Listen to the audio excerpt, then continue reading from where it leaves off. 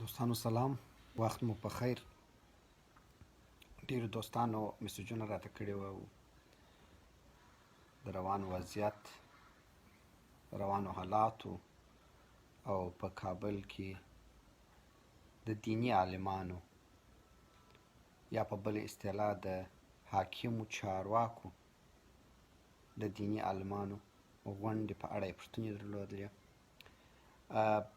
د دې غونډې څو بوده دي. یو تر ټولو ښه بود یې دا دی چې د دوی هر څه واضح شول چې له الف تر یا دوی څه شي غواړي، څنګه یې غواړي. یکتازه حکومت، په یوازې سر د حکومت جوړول،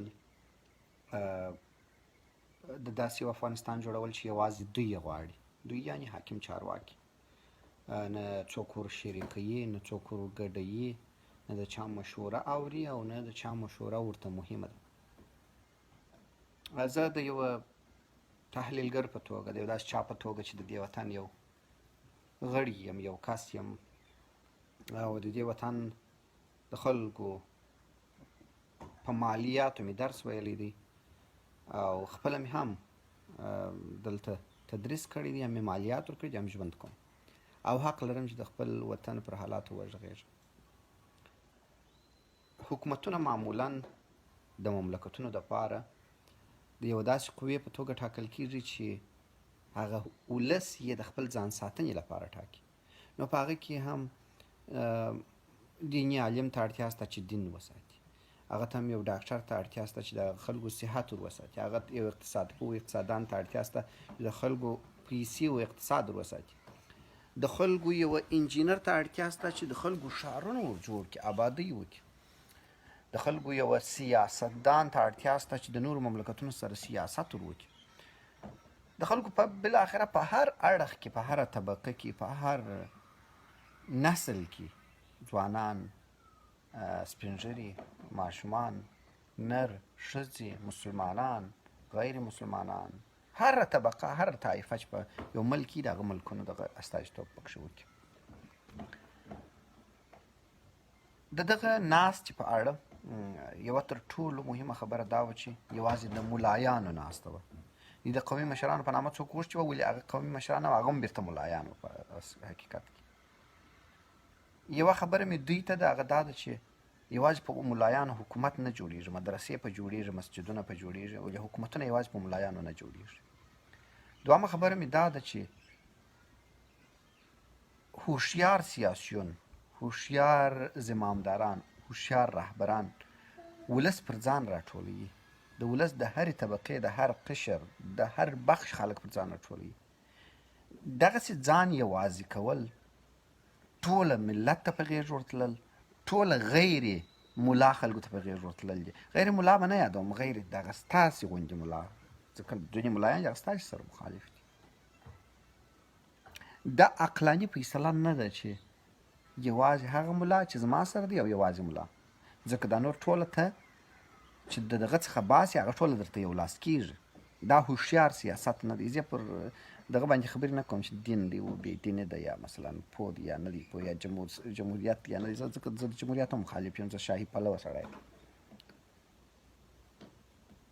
کوم سړي چې خبرې کولې د دوی د امیرالمؤمنین په نامه باندې، دا سړی ډېر هوښیار سړی ماته رامعلومېږي. که یو څوک یو زما دا بحث ور ورسوي، دا ویډیو ور رسوي، دا سړي ډېرې معقولې خبرې کولې، ولې د دوی د ایډیالوژي پر اساس یوازې پر خپل محوریت باندې د نور ولس، د نور خلکو نادیده نیول د هوښیار سړي پرېکړه نه ده.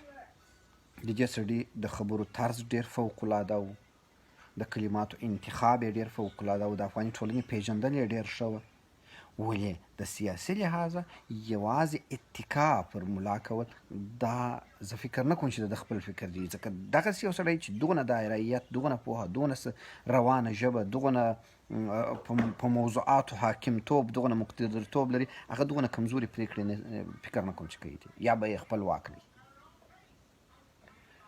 دویمه خبره دا ده چې د دغه کس دا رهبري چې دی یې کوي، د دا کرکټر او د شخصیت څخه دا معلومېږي چې دا ظرفیت او توانایي پکې شته ده. د خبرو څخه سړی دا فیصله کولی شي چې دا ظرفیت په پکې کښي نو معقولیت شاید د ده دپاره دا یي چې ولس ور یو ځای کې نه دا چې لا یې دښمن کړي. په دغسې بحراني حالاتو کې چې حکومت څوک نړیوال په رسمیت نه پېژني، د پخوانیو سیاسونو په اړه داسې څرګندونې کول چې دا موږ ژوندي پرېښي چې دوی خوشحاله اوسي، دا معقولې خبرې نه دي.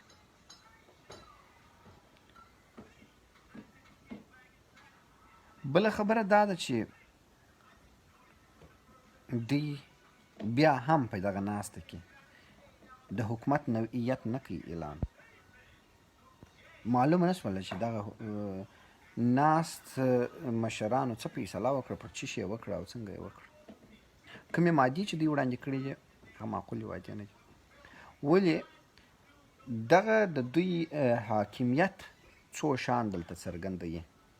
په منځنۍ اسیا کې به شورشونه لا ډیر سي د افغانستان له غیر رسمي جغرافیې څخه. اوس د افغانستان جغرافیه په نړیوال دغه کې غیر رسمي جغرافیه ځکه ده چې حکومت یې په رسمیت نه دی پېژندل شوی. نو دلته د هر څه امکانات شته. بین الملل په رسمیت نه پېژني، نړیوال ټولنه په رسمیت نه پېژني، خپل رسمیت نه لري. نو دلته کېدای شي داسې ډلې وروزل سي یا جوړې سي چې منځنۍ اسیا په وګاښل سي او روسیه په محاصره کړل سي. د دغه ټول خطرات د دغه ټول شان بیرته تاوانیږي په همدغه ناستو خلکو باندې، پر حاکمانو باندې. له نن وروسته به تاسې وینئ چې د دوی تشدد به لا زیاتېږي، د دوی پر خپلو خبرو به ټینګ درېدل لا زیاتېږي، د ښځو په وړاندې به مخالفتونه لا زیاتېږي، د زده کړو په وړاندې به مخالفتونه لا زیاتېږي، د پخوانیو سیاسیونو چې هر څوک چې هره ډله ده د هغوی په وړاندې به تشدد لا زیاتېږي. دغه ناستې ښه پرېکړې نه کړي اعلان. د مشترک حکومت د افغانستان د راتلونکي نظام، د افغانستان په راتلونکي کې اقتصادي وضعیت، سیاسي وضعیت، پر هیڅ شي باندې بحث ونه شو. زما خواهش دا دی بیا هم چې موږ د ملت په توګه باید د حاکمو چارواکو په مقابل کې د تیر جمهوریت په مقابل کې ونه درېدلو. په مقابل کې مطلب نه دی چې پسې وایخلو، ورته پورته شو چې موږ ته یو جوړ حکومت په لاس راکړي چې موږ دا سیستم وچلېږي. دا زموږ حق دی چې ځینې وغواړي چې موږ ته یو ښه دغه په لاس راکړي. نو دا ناسته له هیڅ لحاظه یو ملي ناسته نه وه، بلکې یوه یکتازه د یوې مشخصې ډلې ملایانو ناسته وه. نتایج به یې ډېر خطرناک وي. په سیمه کې به وضعیت ډېر خرابې خواته ځي، جګړه به زیاتېږي. خدای دې دا زما په خوله نه کوي، خدای دې وکړي چې زه غلط ثابت شم، زما خبرې غلطې ثابتې شي. اوس لا سرې وخت دی، باید راویښ شو. که راویښ نه شو ډېر به ناوخته سوی. خبرې ډېرې دي، کولی ځکه نه شم چې نه وخت دی، نه موقع ده او نه حالات دي. بیا هم سره په تماس کې به یو، غږ به سره رسوو. پوښتنې خلکو ډېرې کړې وې، ولې زه درې خبرو باندې دا خپل دغه راټولوم. یو دا چې ډېر ناوخته دی، ژر باید د افغانستان رسمیت مسله مطرح شي، او که ونه شي هر ډول بد حالت که پېښ شو مسؤل حاکم چارواکي دی. دوهم کوم کس چې خبرې کوي، زه مطمئن نه یم چې دا هغه پخوانی کس وي. دا کس ډېر هوښیار، تکړه او پوه سړی معلومیږي. دا که خپله دی که بل چا روزلی کار شي، هغه بله خبره ده، مګر دا سړی عادي سړی نه معلومېدی د خبرو د ټولو شیانو څخه. دا سړی باید د شیانو ته رسیدګي وکړي. درېیمه خبره مې دا ده چې دغه خلک چې له دوی سره په تقابل کې ولاړ دي، هغوی دې د یوه واحد ملت د راټولېدو دپاره له سوله ییزې لارې مذاکرات پیل کړي چې دا موضوع ته ژر تر ژره یو دغه ته ورسېږي. کنې افغانستان به او سیمه به یو ډېر بد بحران ته ولاړه سي او بیا به ایران پاتې وي. که څه هم چې دا د ابر قدرتونو فیصلې دي، موږ یې نشو بدلولی، ولې زموږ مسؤلیت جوړېږي چې خبرې پکښې وکړو، کوښښ وکړو او کیدای سي تغییر یې کړی شو. نور نو پر خدای مو سپارم. سلامت اوسئ، ښه وخت ولرئ.